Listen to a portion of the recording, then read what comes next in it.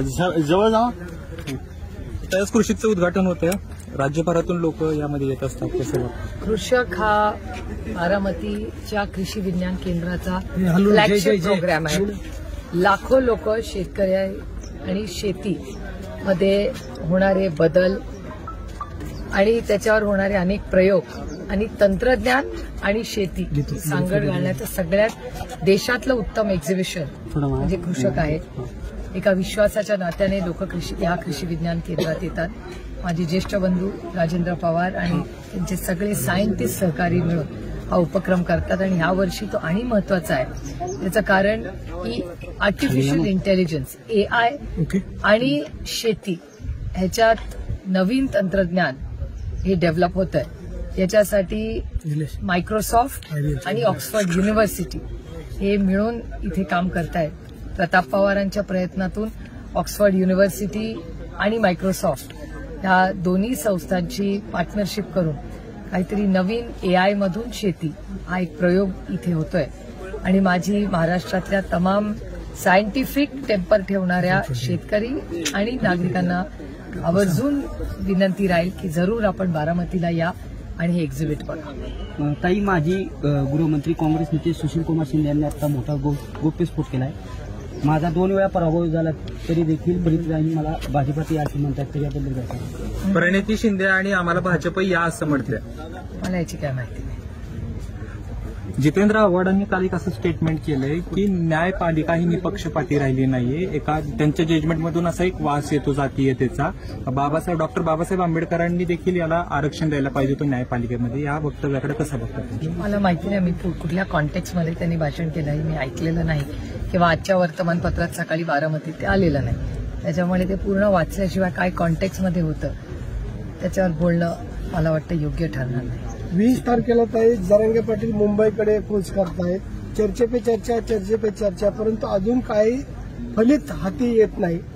काय होईल असं वाटतं? मला असं वाटतं या देशामध्ये लोकशाही आहे. त्याच्यामुळे आंदोलन करण्याचा अधिकार भारतरत्न डॉक्टर बाबासाहेब आंबेडकरांनी आपल्याला सगळ्यांनाच दिलेला आहे. ही दडपशाही नाही, ही लोकशाही आहे. त्यामुळे लोकशाही पद्धतीने जरांगे पाटील मुंबईला येत आहेत. मला असं वाटतं त्यांची जी भूमिका आहे त्यांच्या ज्या वेदना आहेत ते त्या मुंबईला मांडू इच्छितात. त्याच्यात द्यायला काय? ताई, मगाशी एक व्हिडिओ व्हायरल होतोय मगापासून की एक अजित पवार चौथ्या मागच्या सीटवर कसं बसताना एक व्हिडिओ तुम्ही देखील तो पाहिला असेल. काय वाटतं ते बघून? नाही, तो व्हिडिओ कोणी व्हायरल केलाय माहिती नाही. पण मला असं वाटतं की महाराष्ट्राचे माननीय मुख्यमंत्री ड्रायव्हर सीटमध्ये असं काहीतरी व्हिडिओ फिरतोय असे अनेक लोक म्हणतात. मगाशी खरं तर मी पाण्याच्या प्रश्नाचे इथे होते त्याच्यामुळे असं मला मगाशी कोणीतरी सांगितलं. पण मला माहिती नाही म्हणजे त्याच्यात काय. ठीक आहे, आता सगळे एकत्र कुठे जात असतील तर त्या गाडीच्या व्हिडिओचं काय कुठेतरी अडचण होती असं वाटतंय बसताना? माहिती नाही. आता तो व्हिडिओ तुमच्या चॅनलवर दाखवलाय का? नाही, सोशल मीडियावर फिरतोय. ताई, उपमुख्यमंत्री अजितदादा पवार म्हणतात की भाजपात 75 नंतर रिटायर होतं. मात्र शरद पवारांनी विश्रांती घ्यावी.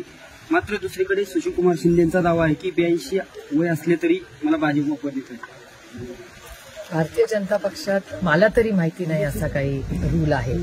भारतीय जनता पक्षात माननीय अडवाणीजी हे शेवटचं इलेक्शन जेव्हा लढले ना तेव्हा ते 86 होते.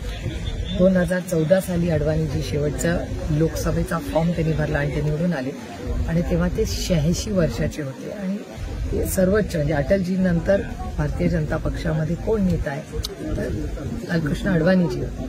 तर मला असं वाटतं प्रत्येक पक्षाला त्यांचं संविधान द्यायचा किंवा त्यांचे काय निर्णय घ्यायचा प्रत्येकाला अधिकार आहे.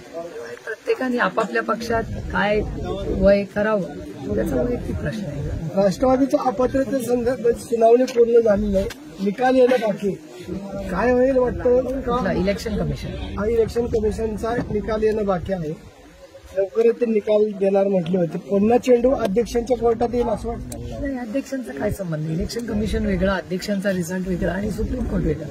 3 ठिकाणी आम्हाला नोटीसेस आल्या आहेत. पहिली आली इलेक्शन कमिशनमधून, दुसरी डिस्क्वालिफिकेशन तिसरी कोर्टात सुप्रीम कोर्टात झाली. त्यामुळे 3 वेगळ्या गोष्टी आहेत.